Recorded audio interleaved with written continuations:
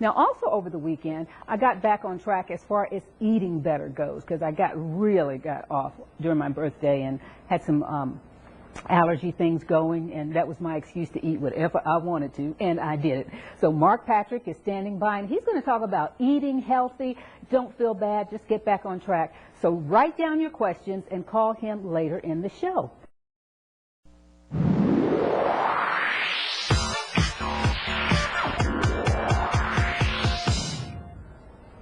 From the first thought that you wake up with, to the places you hang out, to selecting the right color dinner plates, my next guest has helped his clients walk through personal transformations and weight loss. Please welcome weight loss expert Mark Patrick. And pick up the telephone and call, because now is the time to get some of your questions answered. The number is 569-9390.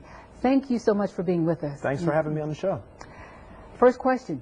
How do you create a dream team? How does that fit into your... A dream team. Well, most people rely on their partner or their spouse or their best friends to help them lose weight. And that could be good, but it can also be not so good. And here's why. These people in your life, they love you, they respect you, and they're going to love you no matter what you look like. So they let you off the hook? Yeah, they let you off the hook a little bit. So sometimes when you do make those changes, you know, they're going to support you, but they may not get you out of that comfort zone and help you make the changes that you really need to make. So who should I put on a dream team? Dream team could be anybody from, if you can afford a personal trainer. You want to find people that you relate to on an emotional level, whether it's in a gym or maybe somebody online. There's so many different websites online that you can plug into to get different support. There's sparkpeople.com, which is an awesome website. Sparkpeople.com? Another awesome website is former Biggest Loser trainer Kim Lyons. She has one. If you want to get personal training, it's fasttracktofatloss.com. Both sites are phenomenal. One works more on a community base to give you support. The other one works more on a personal training base to give you that extra kind of kick in the butt to keep you moving. Now, what kept you driven and your weight under control? What kept me driven? Well, I think I got involved in the weight loss business because when I was 7 years old, my grandmother had both of her legs amputated because of diabetes. And I didn't realize it at the time. We were pushing around in a wheelchair, and it just kind of really hit home that, you know, how can this happen? And I really became intrigued about health and fitness and weight loss. My goodness.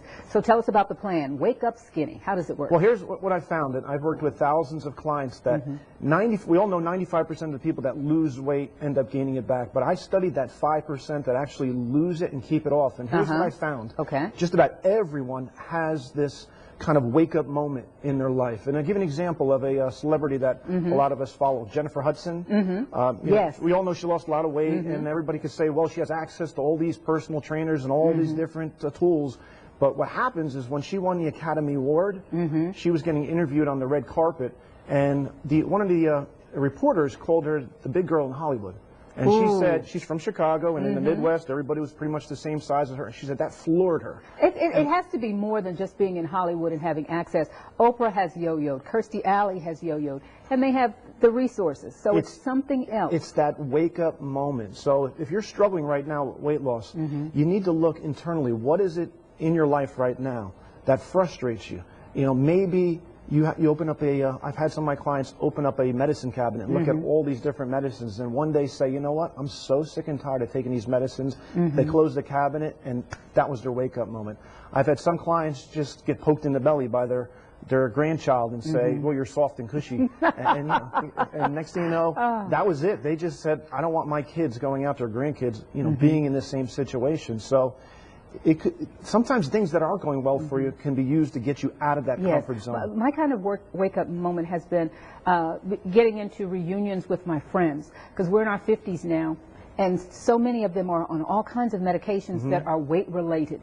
And I'm not taking anything, and I thank God for that. And I say I don't want to have to ever take anything. So I try to work out. Even when I backslide, I come back, because I say I'm not going to go that far to where I have to have. Yeah, because you're keeping yourself out of that pain zone. Every time you feel you get a little bit off track, your brain is just popping you right back on track.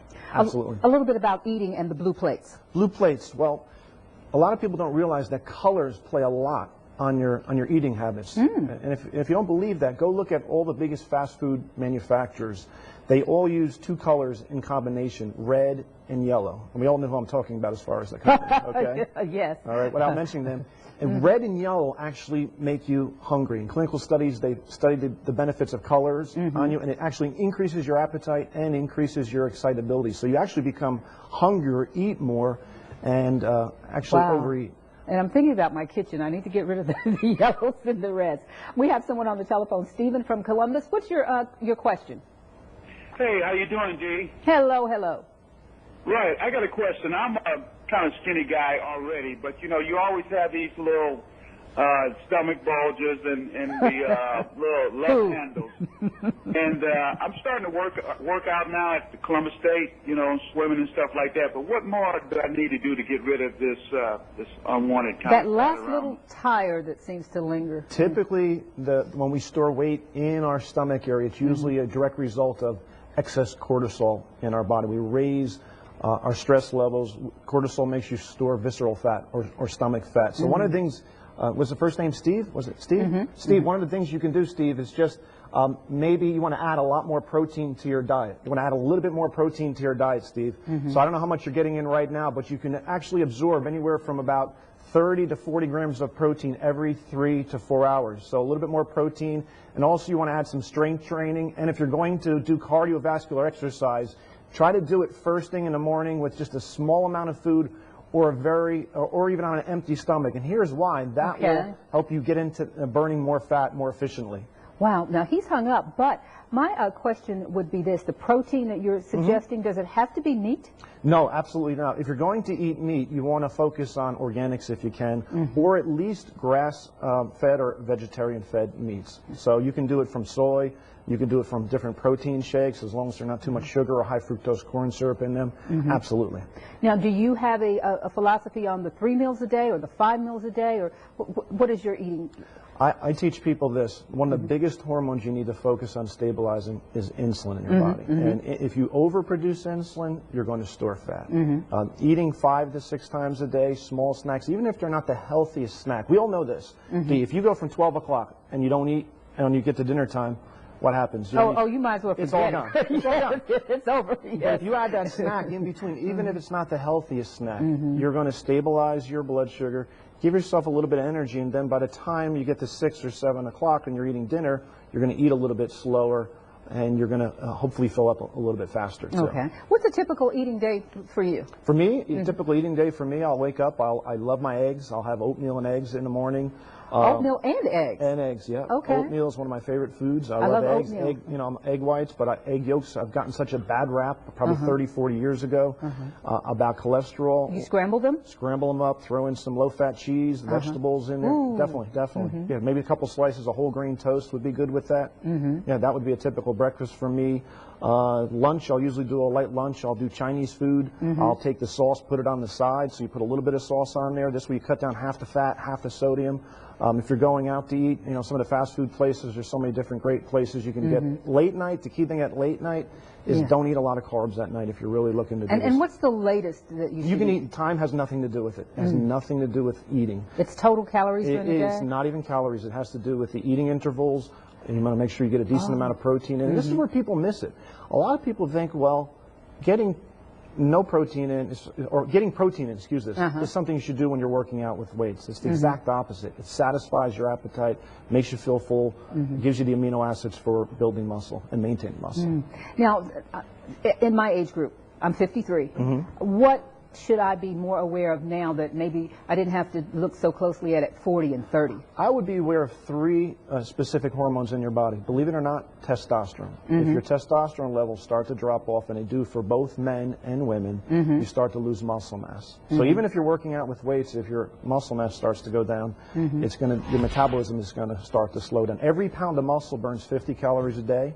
Maintaining it. Every pound of fat burns 2 to 3 calories a day. Okay, so obviously muscle we want to keep on that. Second thing you want to focus on is estrogen. If your estrogen levels get out of whack a little bit, that can definitely affect things. And probably the third one would be the cortisol levels in your body. If your stress hormones are too high, you actually will start to crave those comfort foods, the sweets, the cookies, the carbohydrates. Okay, and this is checked through blood work at the doctor's You can office? do blood work at the doctor. The only other thing I would throw in there is a thyroid test to make sure your thyroid's working properly. Sometimes doctors do what's called a TSH test without getting overly confused. It's a thyroid stimulating I've had hormone all that test. done. They and- don't do a saliva test. The saliva yeah, test? the saliva test is a big one. So Okay. it's called 24-hour, I think, saliva test. I'm not exactly I'm sure not on it, but sure. that's one that a lot of doctors don't always test on that. Okay, well, thank you so much. I came out clean, and my problem is just eat better. But okay. thank you so much. Thanks for having me. Okay, the website, how can they get in touch with you? They can go to wakeupskinnyonline.com and they could download actually a free chapter of the book, or they can grab the book online. Love that title. Love Thank it. you. Thank you so much for joining us, and have a safe trip to California. Thank you for having Okay. me.